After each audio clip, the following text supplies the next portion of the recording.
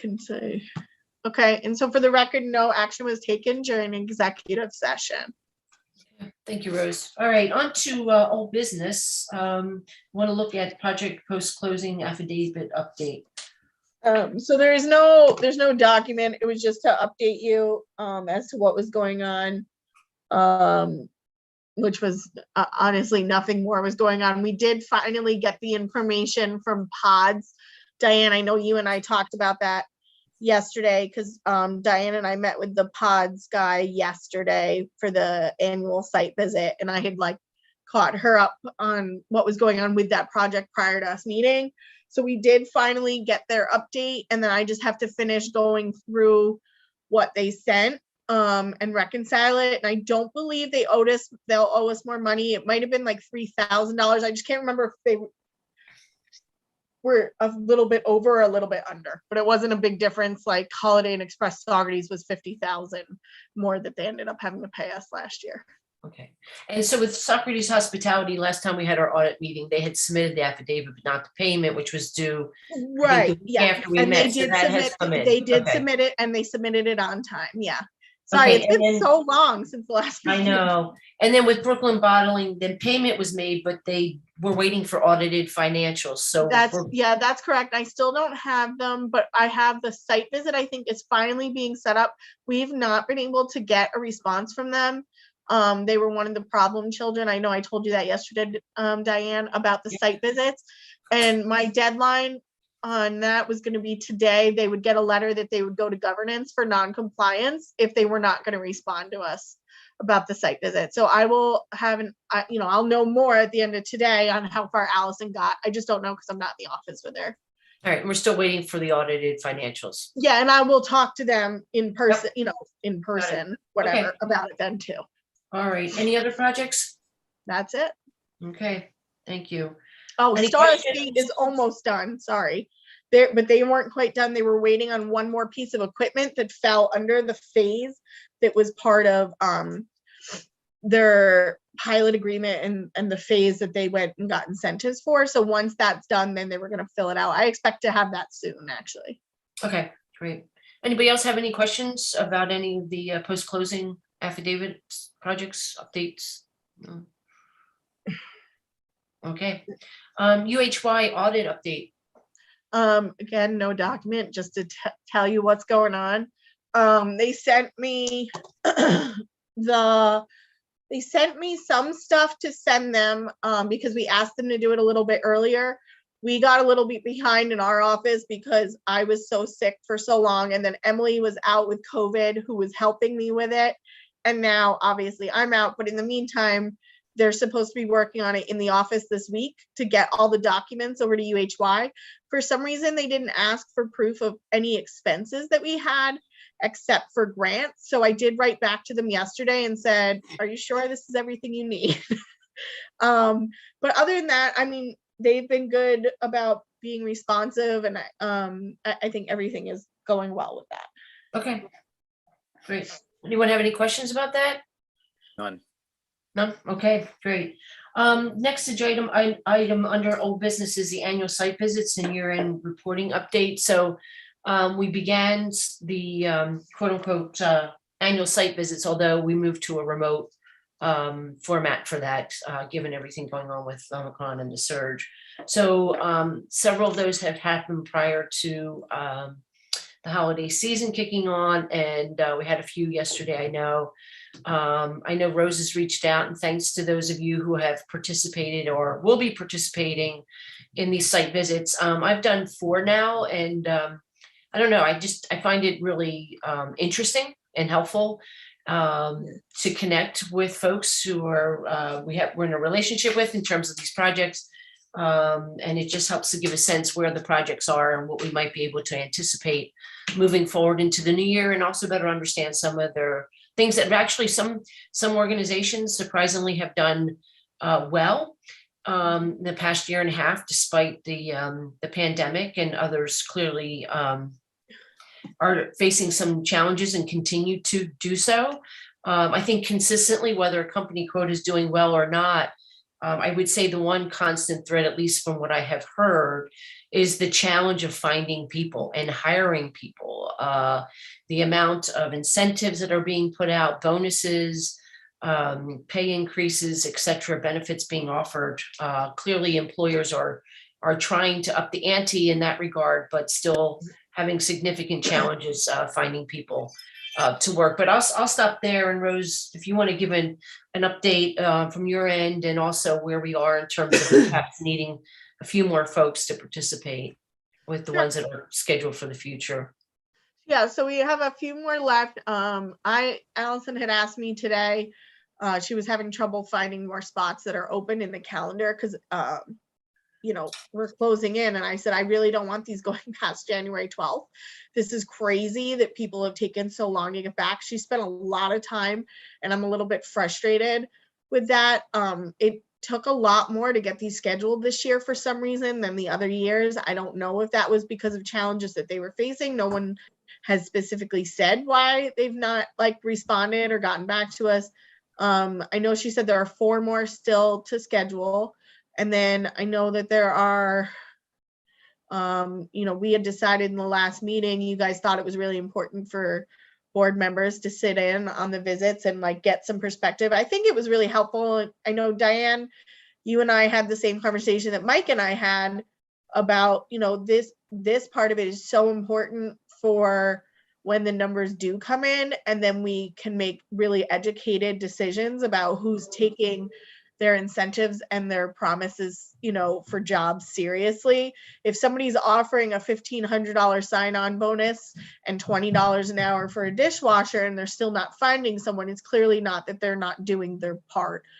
So Diane and I were talking about specifically maybe, if that's the case and people aren't meeting their numbers, we could obviously ask them to prove, like we did, I think, for one of the hotels in the past, send us proof that you have the job postings for that much money and proof that this is what you're doing. And I mean, how much can you really hold people accountable when these issues are happening across all different sectors, all different, things? It's not necessarily that people are trying to hire at minimum wage.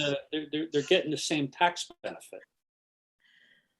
The pilot program doesn't know that it's like if I play out there with 200 people on a golf course, it doesn't know that there's 500 out there.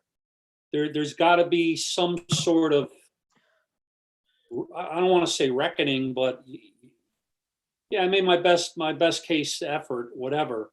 It's a lot of that's happened when they were building the casinos, we'll say.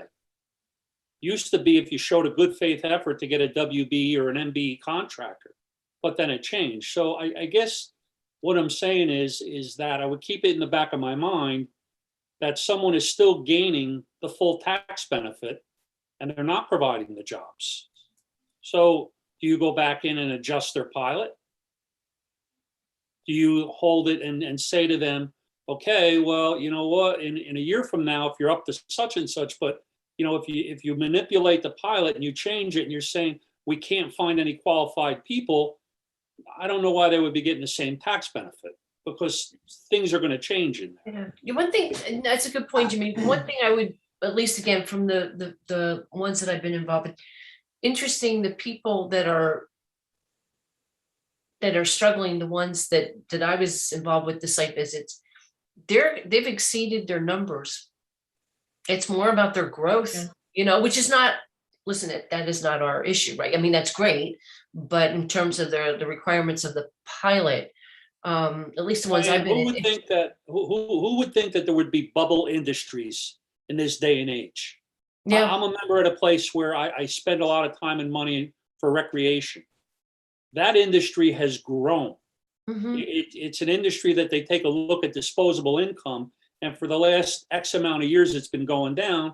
But based on the fact that people have an outdoor environment, it's grown. Mm-hmm. And there's other things that the industry hasn't grown. It's not a quote unquote bubble industry. No, so I think that I think that we should look at some way of possibly thinking about a moratorium instead of doing clawbacks or anything like that, because for a certain period of time during this COVID period, because it's systemic with everybody. It's affecting everything. And if we could do that, then we wouldn't have the all the fees involved, all the extra. It's a nightmare of all extra things going on in order to the do only that. problem with that, Faye, is, so I was talking to Diane about that, like for 2020, we weren't allowed by ABO to just say, yeah, of course, Full Moon Resort didn't meet their employment. They're a wedding venue during COVID when everything was a mandatory shutdown. Of course they couldn't, right? We're not allowed to just say that. We have to look at these on a case-by-case basis, and we have to like do our homework and make sure that that's the case. And I mean, some of the, you know, which one, you know, so I think we'll have to wait and see what the numbers say, but I just think it's important and it's good insight to see these challenges that the employers are facing, whether they're meeting their numbers or not, because then you know the ones that aren't meeting their numbers aren't just making it up, because even the ones that are facing the same issues. Some are and some aren't. I mean, I think that's back to the point about the whole site visits. It's really helpful to understand and get some insight into what's going on in any particular project. I want to be clear on Faye's idea of a moratorium. Is it a moratorium on not holding people to something, or is it a moratorium? I just explain it to me that, you know, I mean, my point was, if people aren't doing it, aren't getting it, whatever, that's fine. We understand that. Yeah. But you're still deriving a large tax benefit that you probably wouldn't have gotten before. So is it well, I mean, I get what you're saying. You don't want to go jump through all the hoops. I understand. Just throwing it out there, and this is just throwing it out there because it's everybody has to discuss it and all that. But I feel that these are very unique times that we're in. And I don't think that we should be held to having to have their numbers come through when half the people are out sick or whatever is going on, where there can't be the workforce because of this COVID. So. No, I understand what you're saying. My question to you is, does that mean there's nothing punitive if they're not meeting their numbers based on what's going on? Well, again, I think Rose and Diane are right as far as looking at each individual case and seeing if they can prove that they're meeting their numbers or what they're doing to meet their numbers or not meeting their numbers. And then we can determine from there which way to go. I just wanted to, I kind of thought that's what you wanted. I wanted to be sure. I mean, you know, and clearly, I'm sorry, Mike, go ahead. Rose brought up a good point too, is that maybe what we need to do is find out, you know, Joe Schmo is our client, you know, and he's saying, I have incentivized the wages from $12 to $17.50 an hour. Okay, where is it? Where are you putting it out there? Where is it? Where's it listed? Is it in the newspapers? Is it, you know, on media? I don't know. And maybe they need to supply that and show us that in good faith. They've been looking for 2 or 3 months for these people at sign-on bonuses, inflated, you know, increased wages. Maybe they really need to have that so we can put it in their file to document that moving ahead too. But I believe Jimmy is 100% correct too, is that the pilot was established based off of 13, 15, 17 jobs. And when you turn around and go, well, you know, COVID, they can only do 8. Well, you know what? The pilot is in place for 15 to 17, not 8. So I kind of question that too. Do you go back in there and readjust? Do you put something together where I don't even know? Yeah, but I think it's not like, I'm not sure. I think a couple things to Faye's point. This is unprecedented. You know, COVID, like who the hell? You know, it's like first time in 100 years we're dealing with the pandemic and a global economy. So, you know, go figure. But not every project is the same. And I think that, you know, we always like to put a clause in our things at the discretion of. So why can't this be at the discretion of this group? Because, you know, we had a client in the beginning, I remember with COVID starting, who came in, their numbers were terrible. They weren't getting the jobs in and they blamed COVID. And in fact, they hadn't had the numbers for 3 years prior to COVID. So, I mean, clearly when you look under the hood, that's just, they're just not doing what they need to do and not exhausting all avenues and possibilities. And we ask them to show what they have or have not done, and we saw that. Other cases, you've got clear evidence, if you will, that people are doing all of these things, and because whether or not, wedding venues are shut down or whatever it is, they cannot hire people. To me, that's a little bit different, and we should try to work with our projects. If there's extraordinary circumstances whereby it's a temporary situation, not much in their control, and it's getting overhung. Note it then and write it down and put it in the pilot application or whatever, unforeseen, however way you want to, to back up. It's at the discretion of the board if for unforeseen circumstances. Doesn't have to be, maybe the place burnt down. Right. We did something similar to that last year when we changed the enforcement policy. We did put in, when we were like memorializing the steps that we already take, right? And one of the things that we put in here was that with compliance, I'm trying to find the wording, but I don't think I'll be able to find it that quickly. One of the things that we had done was put in there, if there was a natural disaster or a pandemic or whatever, that those types of circumstances would obviously be considered, and it's all still at the discretion Okay. of the governance remember that. committee and et Right. cetera. Right. So- You have the state laws. We talked to someone yesterday who manufacturing, who would have thought a manufacturing site would be just jumping? They're looking for more people. They want to expand. They want to add a second shift. They can't find people, but everybody had to go on furlough because that's what they were required to do. So some of this was out of their control, despite their best efforts to keep things moving in their manufacturing. I think you continue to communicate with people, urging them to document their best case efforts to secure employees for this, and quarterly send it, and at least they know it. It's not, oh, I didn't know. Right. Well, now you know. Keep in touch with us. Let us know what's going on, because we all know not everybody wears a blue shirt, or you just mentioned it before with industries. Some are taken off, some aren't taken off. The guy with the hotel. See, that's the problem going back with the IDAs. They just go, well, we tried. Well, okay. Well, it doesn't count anymore. But right.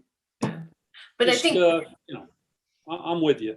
Okay. And I think this all goes back to our topic, which is site visits, and why it's so important for us to do these, and for all of us to, as best we can with our schedules, to participate in them. Yeah, it certainly helps with the understanding of what's Make going better on. decisions. Yeah. I have not seen a few names on those site visits. You haven't seen my name. I guess that's because I do all the public meetings and the other I didn't know 30 hours I put in a week. I actually thought you meant say clients. I'm just We saying. could get you, Faye, to call all these people who haven't sent the reports in. You're pretty cognizant of who's doing what. That's a good thing. So I think more people have signed up, and I will. There's only a couple of people, and I'll touch base. It's funny to me because I said to Rose, I said, I never answer the thread of emails, okay, because that's out of habit after years and years and years of not doing that. But I finally did answer it, and I said, yeah, sign me up for this one and this one and this one. And Rose goes, I didn't even get it. I didn't even find it. I said, yeah, it's in there. I sent you the other ones too. Did you see those? You didn't see that ones either, Rose? No. Oh. Sick, Mike. She's sick. No, you did. You sent it back to. You didn't send it to me. You told me. I sent it to the thread for Ulster County. Yeah. That's so it said, it to Joe so Ariel. I'm aware that you signed up for them, but no, I didn't see it, but I'm aware. All right. Well, Rose, just let us know when you need, where the gaps are. Yeah, Come back. Allison sent allegedly you out sent another it there. reminder yesterday, I think, or maybe it was, I don't know, my days are blurred, but yesterday or the day before, she sent out the other schedule. I know Orlando signed up for some now. Awesome. Give And me so a couple next week. I will Oh, let that's you know good. what there is next week.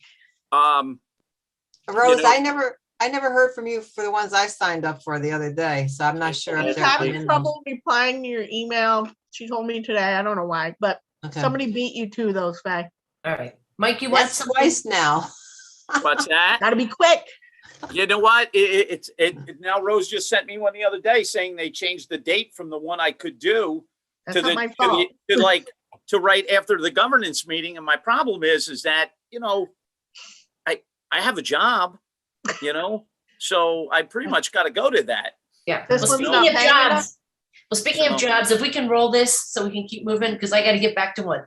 Yeah. Okay. I have to Anything- get- anything Yeah, I else? know that did happen. And Okay. All right. Onward. and so I said to Allison, Moving make on. sure you tell whoever right. signed up. All right. Thanks, Rose. Anything else non-logistic related around site visits that you wanted to share? The year-end reporting, I wanted to just show you, oh man, I hope I can figure out how to do this on here. Let me think for a second, sorry. I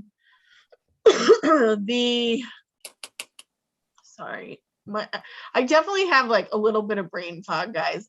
I'm doing okay besides that, but that part is real. What we had for the Google Forms, and just make sure that that was okay with you all. And then I can get it sent out to the projects.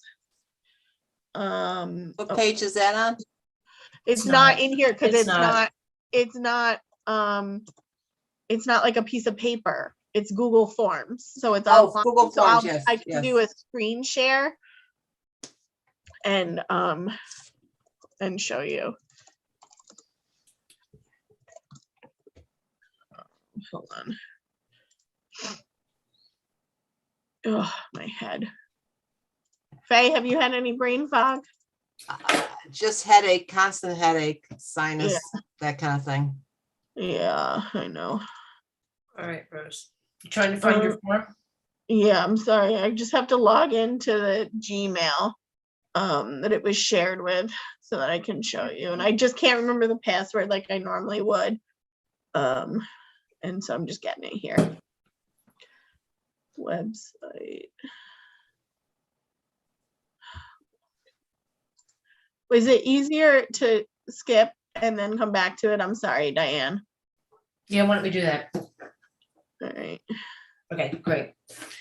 All right, we're gonna move into new business while Rose looks for the year-end reporting sheet. So if you would take some moments, we're looking at the third quarter administrative staff time. Give motion to approve the staff time.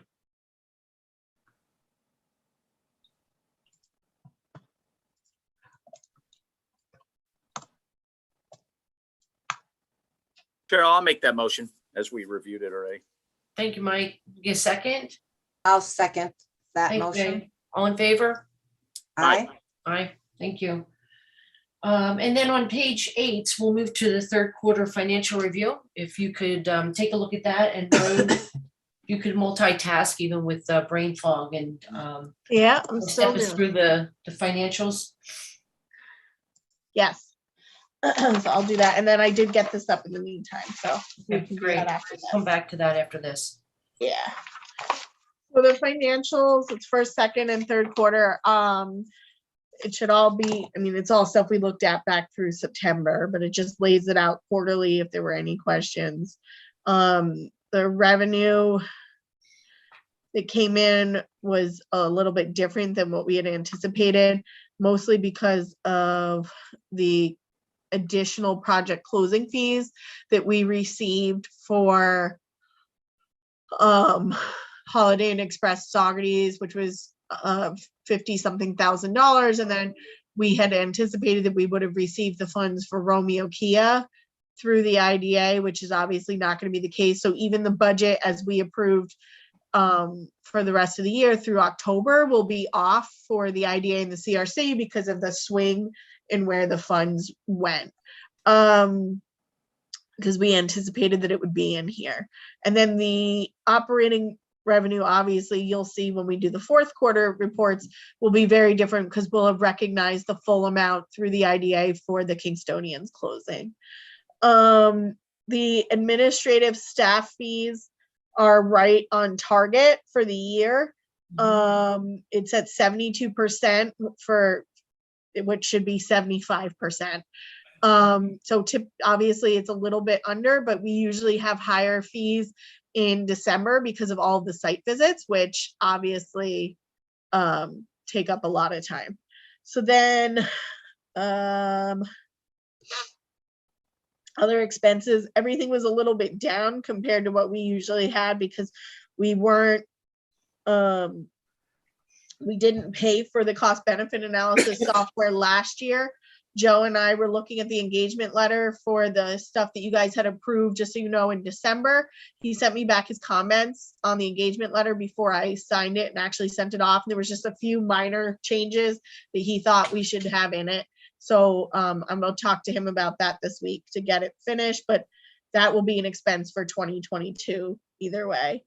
And I think that's it. I mean, the travel and meals, everything, there wasn't that last year because we didn't go anywhere, but that'll definitely be different for this year as I'll be going to the EDC conference. I can't believe they're holding it in person, but they are still in January.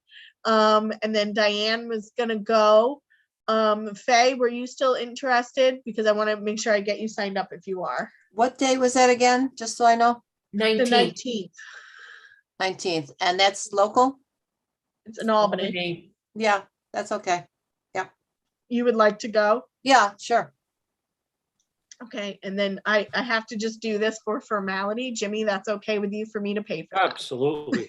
I'll be doing site visits that day. I have no time to. They end on the 12th. Touche. So, I don't think there's anything like out of the ordinary. It's nothing that we wouldn't have already covered when we went through September. So does anybody have any questions on the profit and loss or the statement of financial activity?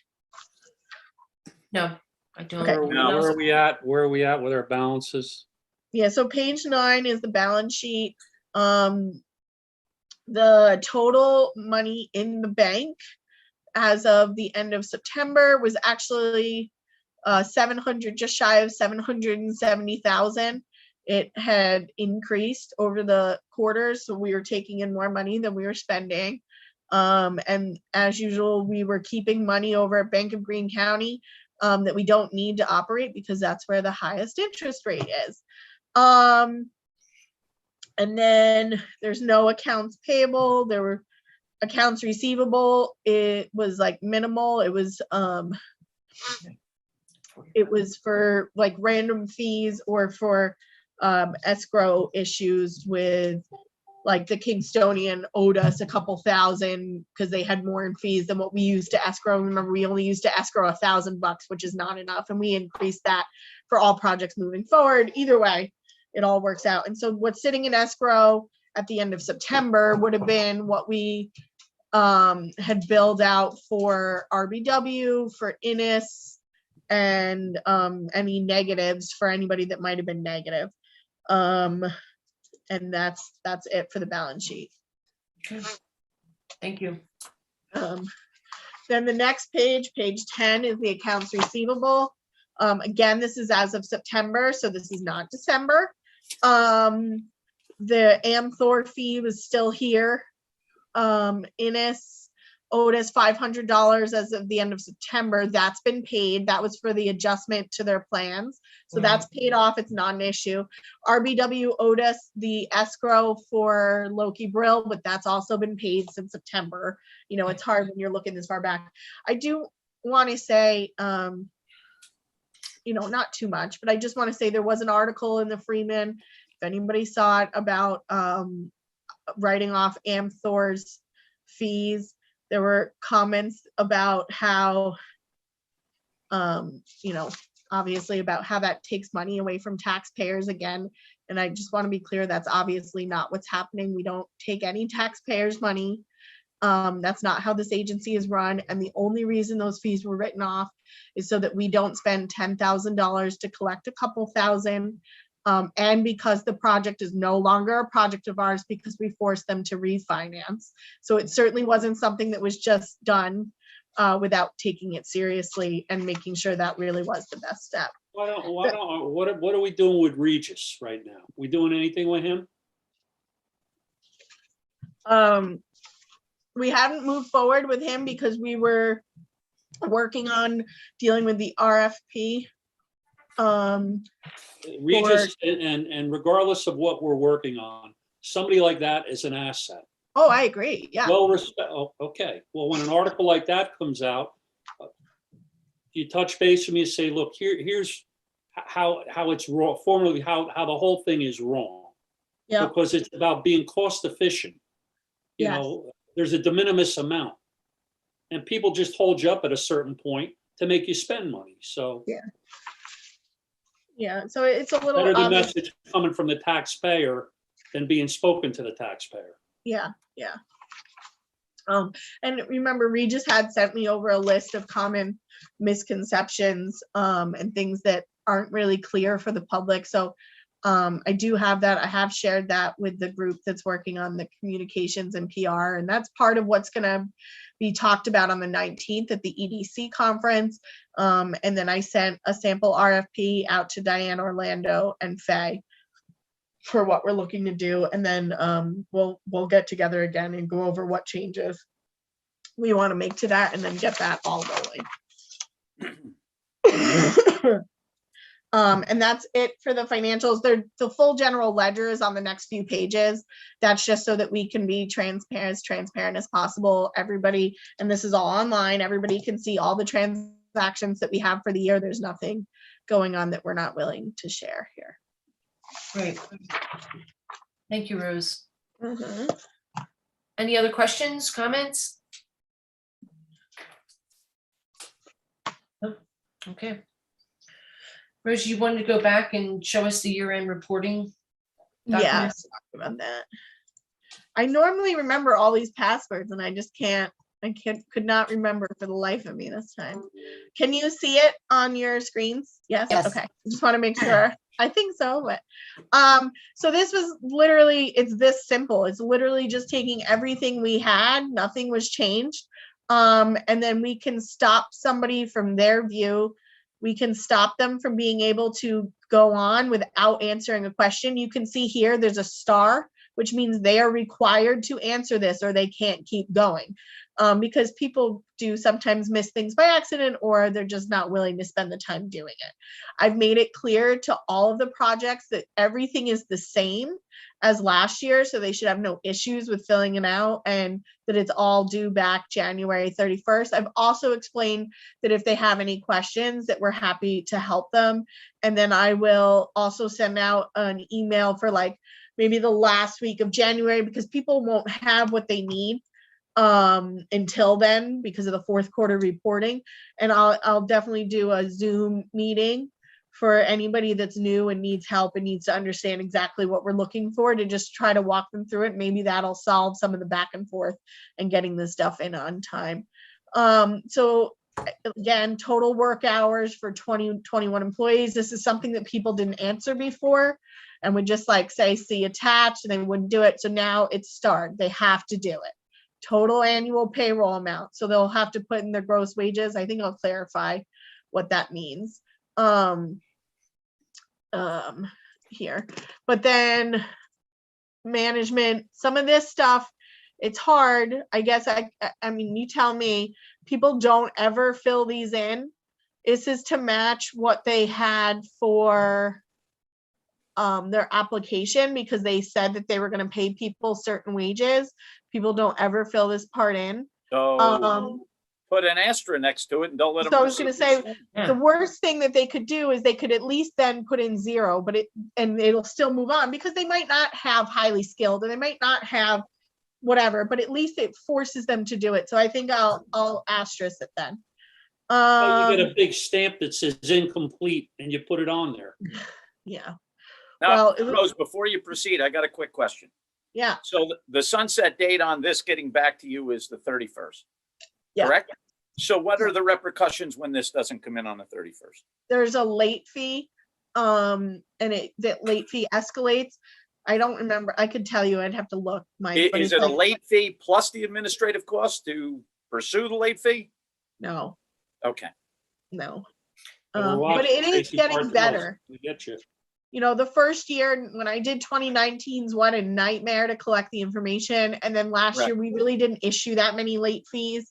It was a lot less than what we had to do the year before. And then, you know, I expected to keep getting better. It was about changing the culture of what was going on, you know? So I really do believe it'll get better. And Rose, how much You're- lead time do we give them? Yeah, Well, we normally give them a month, but they can't fill it out before the end of the year anyway. Okay, Right, just, so like, I just curious, Yeah. from the time they get this yeah, so it document is in a little hand bit, to it'll when be they a have the week later. information, how long are we actually giving them to complete it? well, the problem is the fourth quarter NYS 45 is not due into New York State until January 31st. Mhm. And that is sometimes a problem for some of our projects because their payroll provider like won't give them the information until it's filed, which makes no sense. But that's what they're up against. When I had projects that sent everything in and said, I can't get this fourth quarter NYS 45, I said, okay, I totally get it. I appreciate you taking this seriously. And we didn't give a late fee if they got the information in that one item in a couple days. Like, you know, we're certainly willing to work with people. No, I We get just that. need them to take it seriously. Yeah. So So I'm just, they get again, about a I'm just, month. about a month we give them, just curious, okay. Yep.